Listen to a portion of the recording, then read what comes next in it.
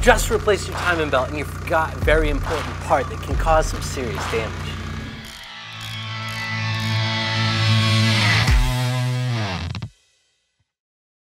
Some vehicles have timing belts, and timing belts are a wear item. They're something you have to replace depending on the vehicle, from 80,000 to maybe even 110,000 miles.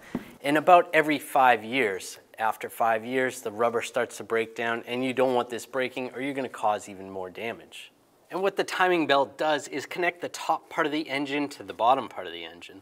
Here we have the top part connected to a camshaft, which makes your valves open and close. And with the timing belt, that's how we can connect the camshaft up top to the crankshaft down below. The crankshaft is connected to your pistons, so the pistons go up and down in unison with the valves opening and closing. And when that timing belt breaks or jumps time, you're gonna get stuck. The vehicle's not gonna run, and you could also have internal engine damage. Now you understand how important a timing belt is for your engine. Let's get into why a water pump would compromise your timing belt. So if you need a water pump or timing belt, you can get those at oneauto.com.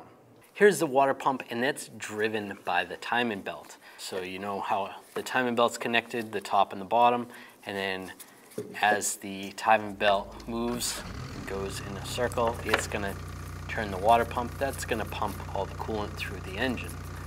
So the parts of the water pump is the gear on the outside, you have some bearings in the middle, you have a seal, and you have the impeller on the back side.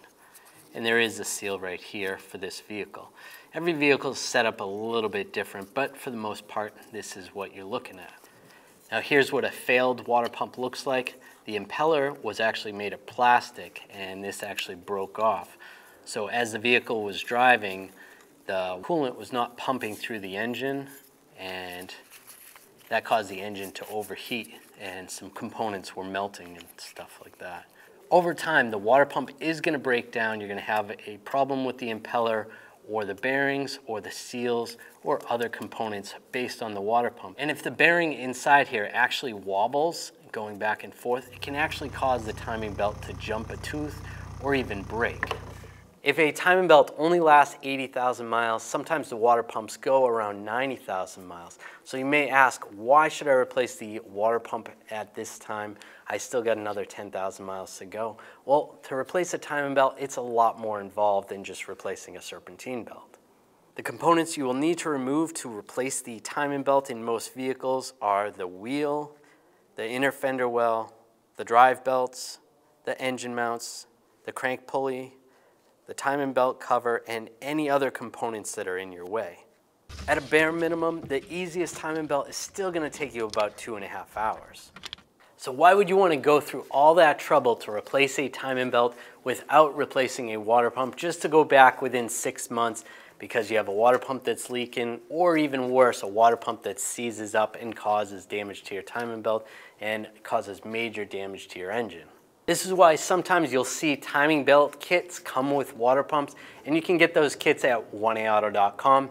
If you enjoyed the video, make sure to subscribe to our channel, ring the bell, turn on all notifications so you don't miss any of our videos. You just replaced your timing belt and you now you go. Now you understand how important the end. Let's get into why a water pump would compromise your timing belt. Here we go.